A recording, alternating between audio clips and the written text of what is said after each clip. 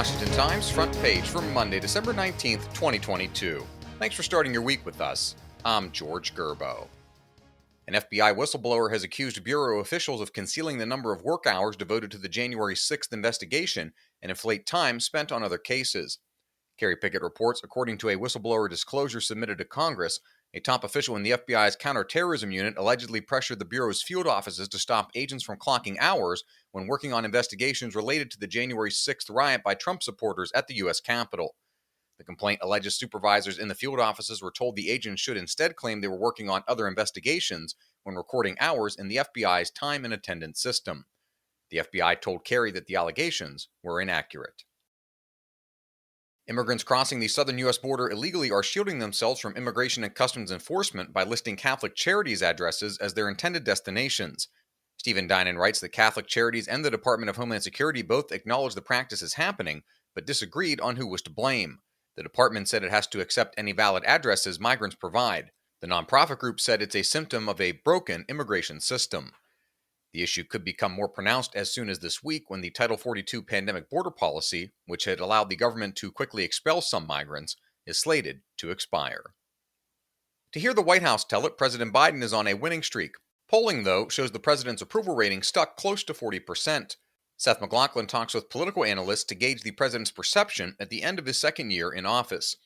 Biden took office with approval ratings at 57% in the Gallup poll. That rating fell into the low 40s late last summer after the botched U.S. withdrawal from Afghanistan and hasn't budged much since.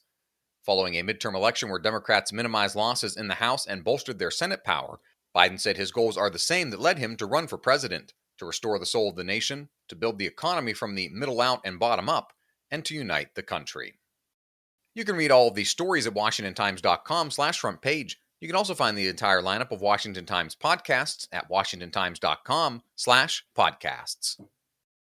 An annual report on campus speech codes found that 88% of four-year colleges and universities restrict the free expression of their students. Sean Salai reports the Foundation for Individual Rights and Expression flagged 426 of 486 institutions for having at least one policy restricting student speech. The organization said schools slipped this year because they adopted more sweeping harassment, bias reporting, and social media posting policies that limit what students can say publicly. And finally, speaking of speech, another release of internal Twitter communications details the censoring of posts on the social media platform.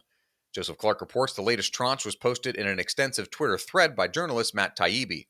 It also revealed back-channel reporting platforms used by federal law enforcement and intelligence agencies, state governments, and non-government organizations to flag posts and ban users. The revelations further highlight Twitter's extensive collaboration with government entities in moderating speech on the platform. Find all of today's front page stories at WashingtonTimes.com/front page or on the Washington Times app, and find us wherever you get your podcasts. Just search Washington Times in any major podcast app. You can also find us on Twitter and Instagram at Wash Times for breaking news, sports, commentary, and more. For the Washington Times, I'm George Gerbo.